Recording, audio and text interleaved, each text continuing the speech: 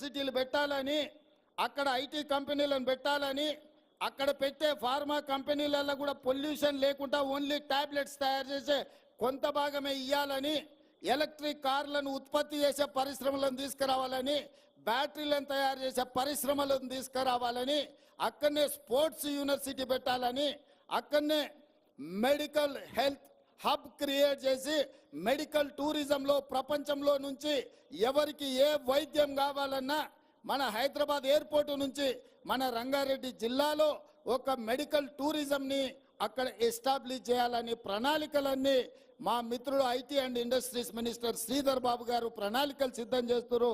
తొందరలోనే హైదరాబాద్ నగరం ముఖ్యంగా సైబరాబాద్ అని ఏదైతే క్రియేట్ చేసిండ్రో అట్లాంటిది న్యూయార్క్ నగరంతో పోటీ పడే విధంగా మహేశ్వరంలో ఒక కొత్త నగరాన్ని నిర్మించాలని ఇవాళ మన ప్రభుత్వం నిర్ణయం తీసుకున్నది. ఒక అద్భుతమైన నగరాన్ని నిర్మించే బాధ్యత కాంగ్రెస్ పార్టీ తీసుకుంటుంది.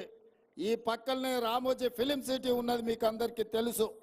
రామోజీ ఫిలిం సిటీ దేశంలో ఉండే సినిమా షూటింగ్లకు ఈరోజు ఉపయోగపడుతుంది. కానీ మా ప్రభుత్వం ఇంకొక ఫిలిం సిటీని క్రియేట్ చేయాలని ముంబైలో మహారాష్ట్రలో ఉన్న హిందీ ఫిల్మ్ ఇండస్ట్రీ మొత్తం ఇక్కడికి రావాలి. మన రాచకొండ గుట్టలు మన ప్రాంతం అద్భుతంగా, మనము ఊటీలు ఎక్కడెక్కడికో పోతున్నాం.